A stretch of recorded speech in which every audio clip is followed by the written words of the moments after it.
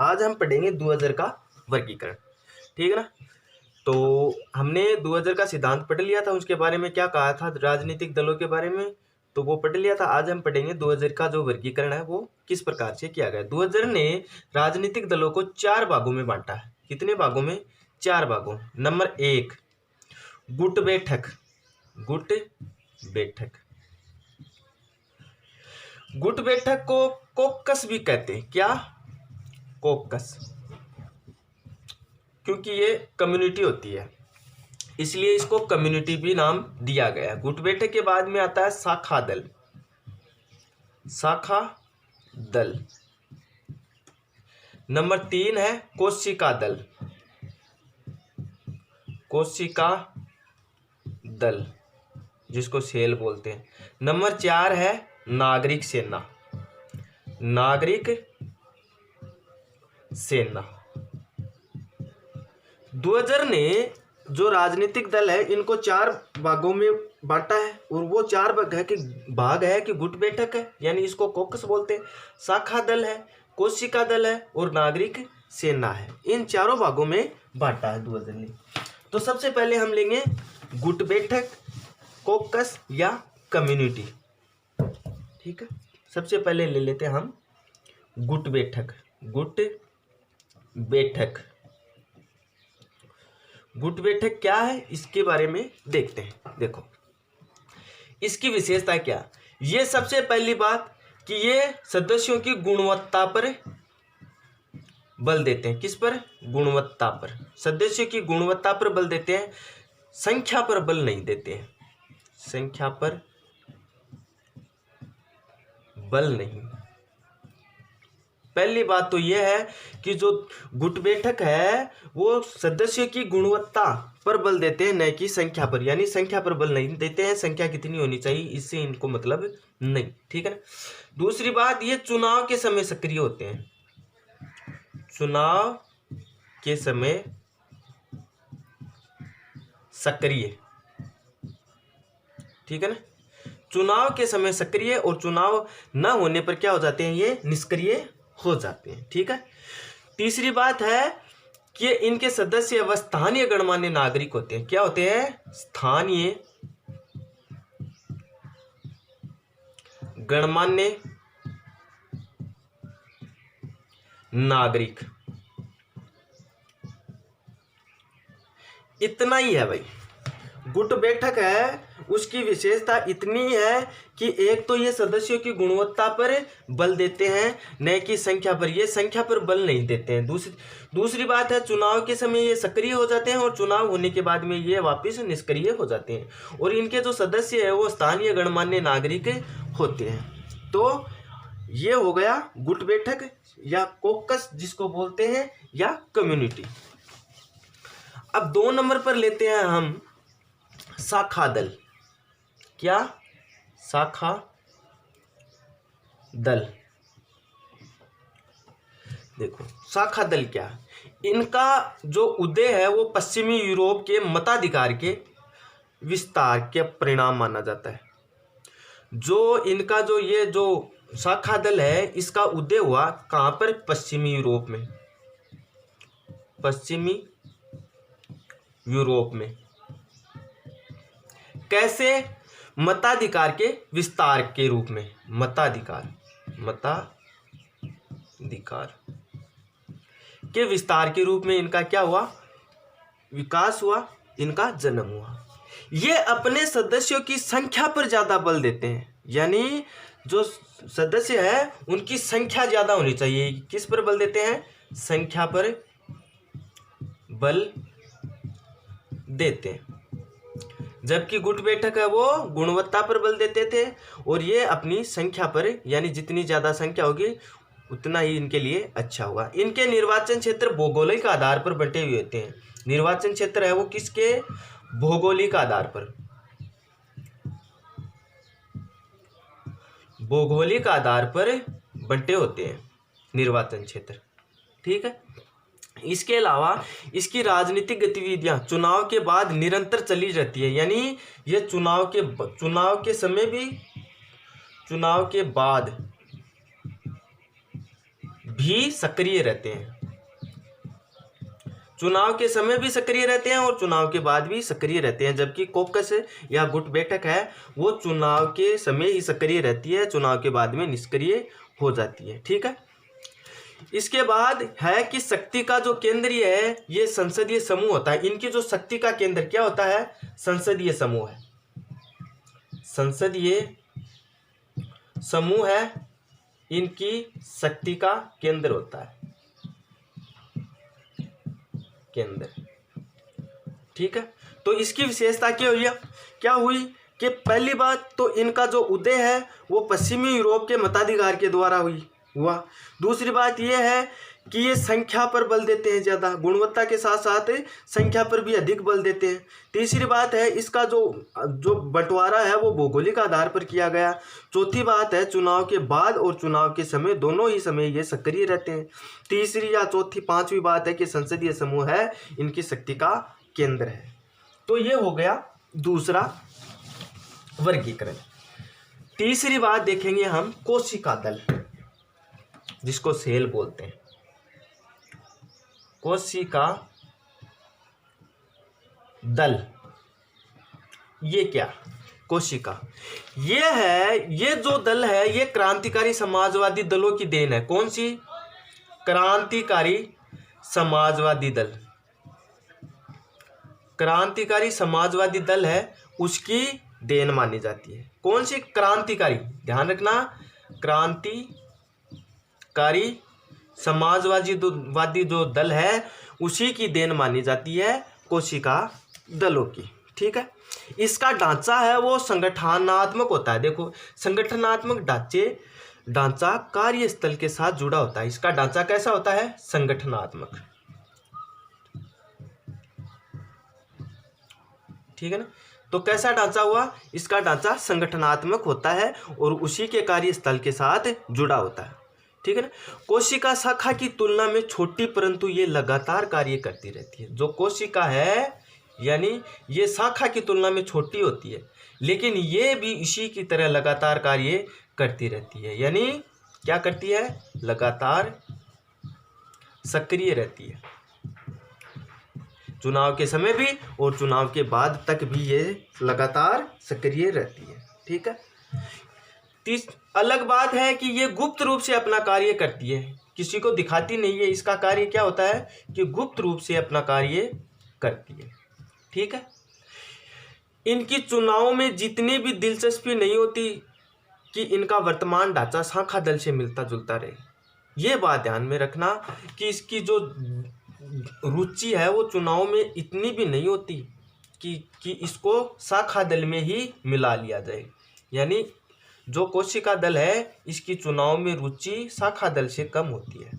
चुनाव में रुचि शाखा दल से कम, शाखा दल से कम। ठीक है। अब लेते हैं हम नागरिक सेना। अब हम क्या पढ़ेंगे? नागरिक सेना।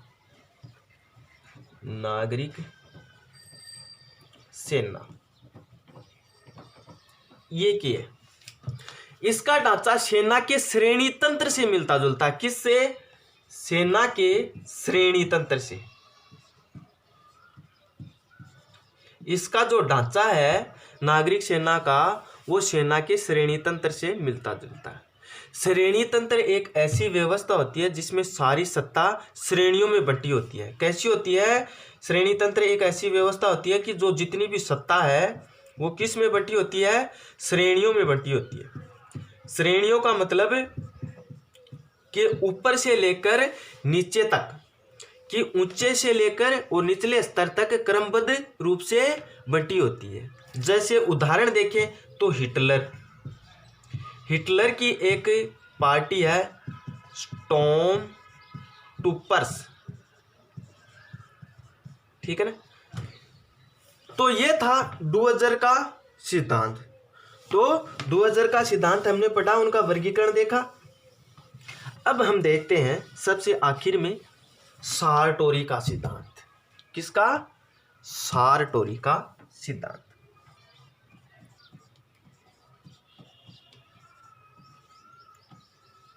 साटोरी का सिद्धांत।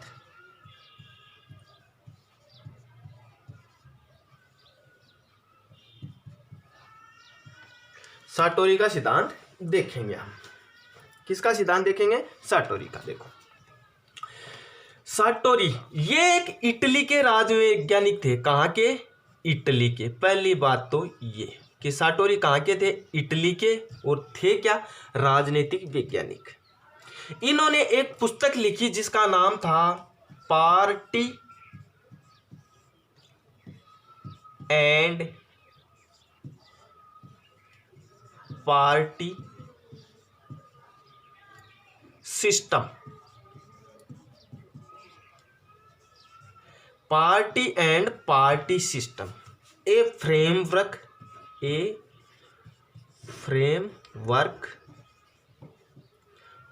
For analysis.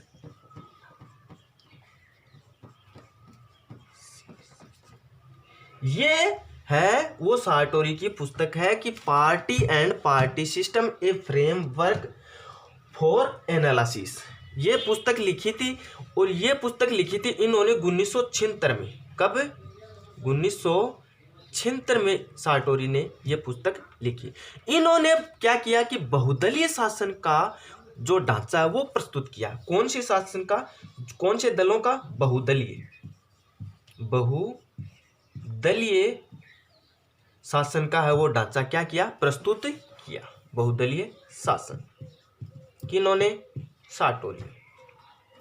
साटोरी की पुस्तक का नाम है party and party system A framework for analysis. इन्होंने बहुदलीय शासन है इसका ढांचा प्रस्तुत किया। ठीक है। दो तरह के बहुदलीय प्रणालियों के बारे में बताया इन्होंने, यानी अंतर सुझाव दिया। नंबर 1, पहली जो बहुदलीय है संयत बहुलवादी। पहली क्या है? संयत बहुलवादी प्रणाली। ठीक है, संयत बहुलवादी प्रणालियां।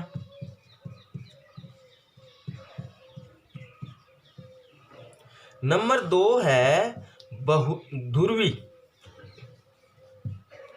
ध्रुवीकृत बहुलवादी प्रणालियां। इन दो प्रकार की प्रणालियों का वर्णन किया इन्होंने। ठीक है, देखो इन्होंने कहा था कि ध्रुवीय जो सबसे पहले तो देखो कि ये जो ध्रुवीय प्रणाली है, ध्रुवीकृत बहुलवादी प्रणाली, ये फ्रांस, इटली और स्पेन में है। कहां पर? फ्रांस,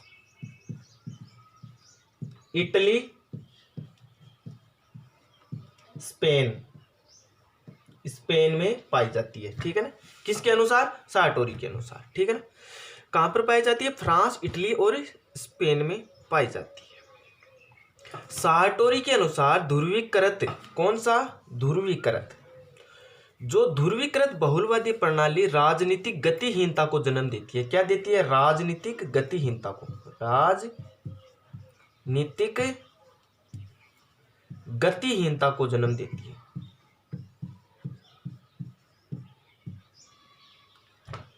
ठीक है, जो ध्रुवीकृत बहुलवादी प्रणालियां हैं वो राजनीतिक गतिहीनता को जन्म देती है और कभी कभी लोकतंत्र को छिन्न भिन्न भी कर देती है। क्या कर देती है? लोकतंत्र को छिन्न भिन्न।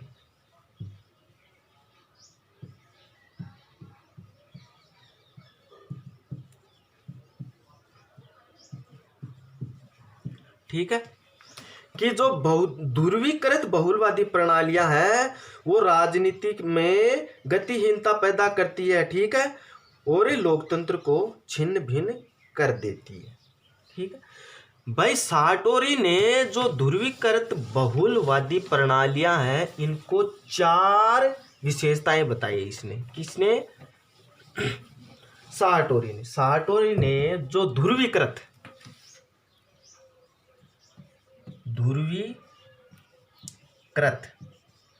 बहुलवादी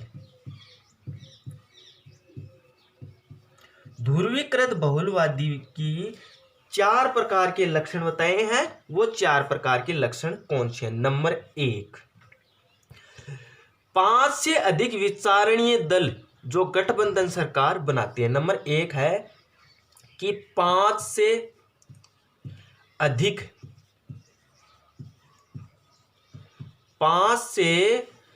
अधिक जो दल, यानी क्या 5 से अधिक दल क्या बनाते हैं? विचारणीय दल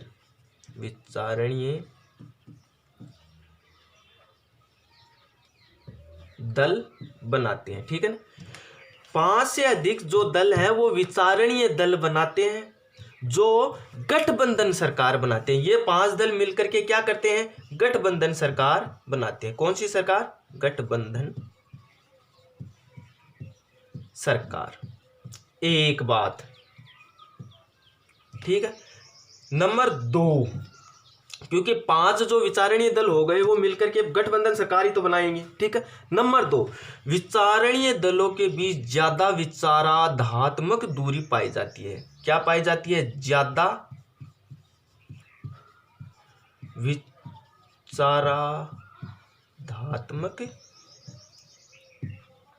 दूरी। ठीक है। 5 से अधिक दल मिलकर के विचारणीय जो दल बनते हैं वो गठबंधन सरकार बनाते हैं, और विचारणीय दलों के बीच में बहुत ज्यादा विचारात्मक क्या होती है? विचारात्मक दूरी होती है। क्या होती है? विचारात्मक दूरी होती है। नंबर 3 है ये बहुध्रुवीय होती है। क्या होती है? बहुध्रुवीय का मतलब चारों ध्रुवों यानी चारों दिशाओं से। इनमें केंद्रीय विचारधारा न होकर के परस्पर विरोधी विचारधाराएं पाई जाती है। यानी ये बहुध्रुवीय होती है और इनमें केंद्रीय विचारधारा नहीं होती। क्या होती है? परस्पर विरोधी विचारधाराएं पाई जाती है। विरोधी विचारधारा। आई बात समझे? नंबर 4 आखिरी में, ये उग्र बहुलवाद के कारण अपकेंद्रित प्रवृत्ति की होती है। यानी उग्र बहुलवाद के कारण कौन सी प्रवृत्ति पाई जाती है इसमें? अपकेंद्रित प्रवृत्ति पाई जाती है। आई बात समझे? क्या पाई जाती है? कि उग्र बहुलवाद के कारण अपकेंद्रित प्रवृत्ति पाई जाती है, अर्थात दलों में उग्र मतभेद होते हैं। क्या होते हैं? उग्र मतभेद। ये 4 प्रकार की विशेषताएं बताई हैं सार्टोरी ने ध्रुवीकृत बहुलवादी प्रणालियों की। इसके अलावा जो संयत बहुलवादी प्रणाली है इनमें भी 5 से अधिक विचारणीय दल हो सकते हैं, लेकिन इनमें विरोध नहीं होता। जो संयत होते हैं ना, संयत ध्रुवीकृत संयत बहुलवादी संयत बहुलवादी में भी 5 प्रकार की पार्टियां हो सकती है, लेकिन इनमें क्या नहीं होता? विरोध नहीं होता। विरोध बिल्कुल भी नहीं होता है। ठीक है। तो ये हो गया सार्टोरी का सिद्धांत। अब हम देख लेते हैं सबसे आखिरी में, और उसके बाद में थोड़ा सा और देखें। अब हम देखेंगे एलेन बाल का जो वर्गीकरण है वो, यानी दलों का जो वर्गीकरण किया गया किसने? एलेन बाल ने जो राजनीतिक दलों का वर्गीकरण किया है वो सबसे पहले तो एक तो संख्या के आधार पर। किसके आधार पर? संख्या के आधार पर। ठीक है। दूसरी बात संरचना के आधार पर। तीसरी बात है ताकत के आधार पर। इन आधारों पर इन्होंने क्या किया है? दलों का वर्गीकरण किया। ठीक है ना? देखो तो इनका वर्गीकरण देखते हैं। नंबर 1, अस्पष्ट बहुदलीय प्रणाली। अस्पष्ट द्विदलीय प्रणाली।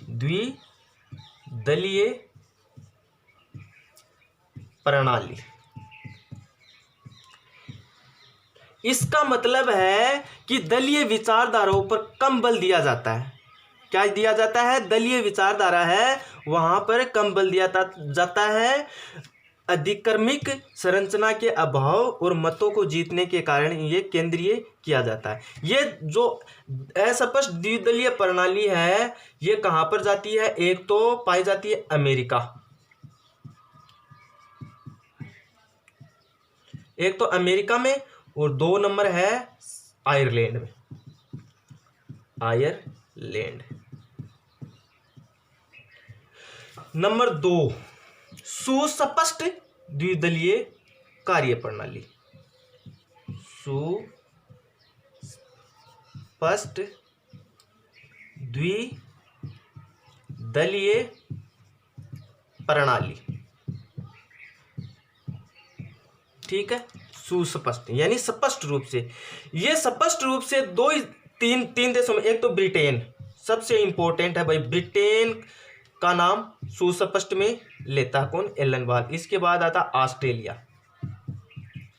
ऑस्ट्रेलिया भी इसी श्रेणी में आता है। और नंबर 3 पर आता है जर्मनी, जर्मनी। इन देशों में सुस्पष्ट पाई जाती है क्योंकि इनमें जो दल है वो अधिक केंद्रीकृत होते हैं, इसमें तो केंद्रीकृत नहीं होते हैं, इसमें दल है वो क्या होते हैं, अधिक केंद्रीकृत होते हैं, ठीक है। अब अगला है नंबर 3 बहुदलीय यानी कार्यवाह बहुदल प्रणाली। क्या है, कार्यवाहक बहुदल प्रणाली। इसका मतलब है कि जो दल तो बहुत सारे होते हैं, यानी 2 या 2 से अधिक दल होते हैं, लेकिन 2 से अधिक दल होते हैं लेकिन उनमें 2 ही दलों की ज्यादा चलती है। क्या चलती है, 2 ही दलों की ज्यादा चलती है, उनको बोलते हैं कार्यवाहक बहुदलीय प्रणाली। जैसे नॉर्वे,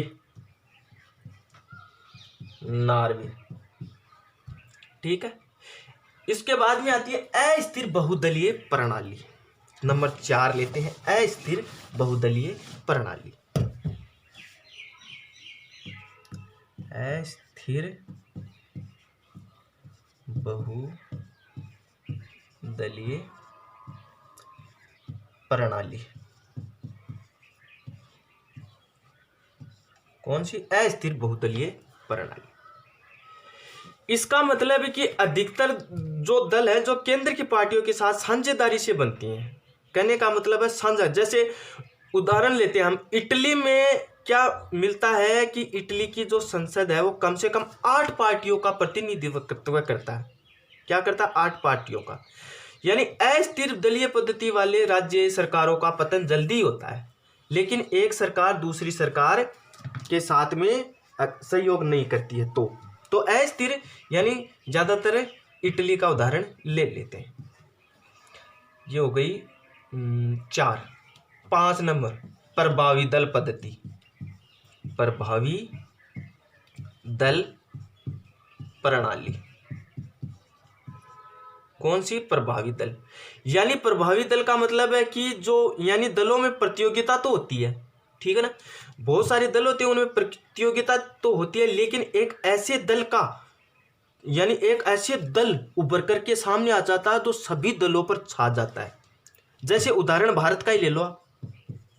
भारत में 1967 से पहले कांग्रेस एक छत्र छाया के रूप में शासन किया, यानी खुली प्रतियोगिता तो होती है, यानी प्रतियोगिताओं की तो छूट होती है, लेकिन वो एक ही दल सामने उभर कर रहता है, उन्हीं दलों पर छाया रहता है। नंबर 6 है एक दलीय पद्धति।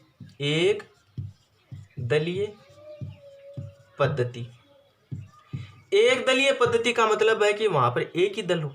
यानी इस श्रेणी में हम सबसे पहले लेते हैं मिस्र और तंजानिया को, मिस्र प्लस तंजानिया,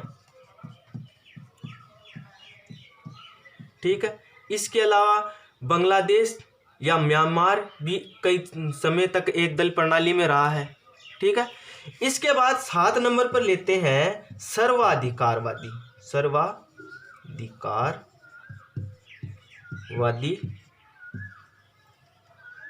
दलीय प्रणाली। सर्वाधिकारवादी। सर्वाधिकारवादी दल पद्धति को एक दलीय पद्धति से थोड़ा सा भिन्न मान सकते हैं, क्योंकि इन पद्धतियों में सामाजिक, आर्थिक और राजनीतिक सक्रियता के सब पहलुओं पर दल का ही नियंत्रण रहता है। वहाँ की संसद का नियंत्रण रहता है, वहाँ पर संसद का पूरा नियंत्रण उसी दल का होता है। जैसे उदाहरण के लिए रूस, जनवादी चीन,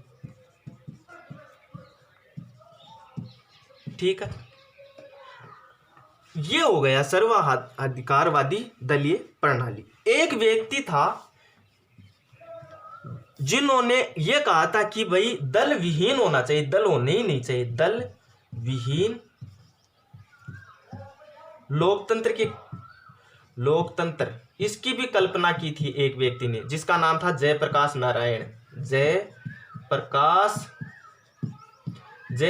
नारायण है।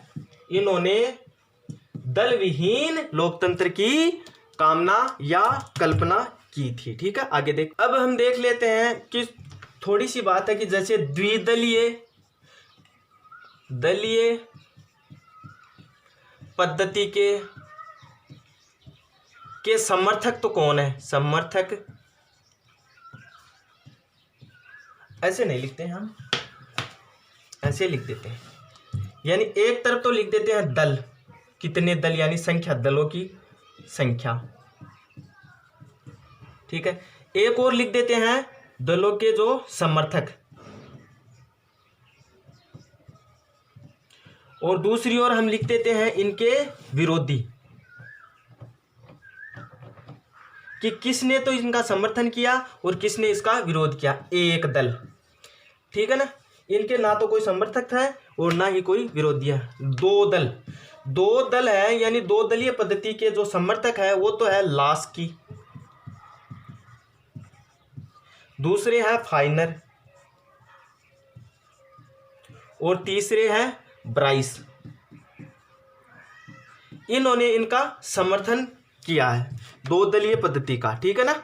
और दो दलीय पद्धति के जो विरोधी हैं वो एक तो रेमजे म्योर, इनकी एक पुस्तक है हाउ टू ब्रिटेनिका गवर्नर। इन्होंने इस जो दो दलीय पद्धति है इसका क्या किया है, विरोध किया है। और एक मैकाइवर भी है भाई, मैकाइवर भी इनके विरोधी हैं। फिर आते हैं बहुदलीय पद्धति। कौन सी पद्धति जो है वो बहुदलीय पद्धति है।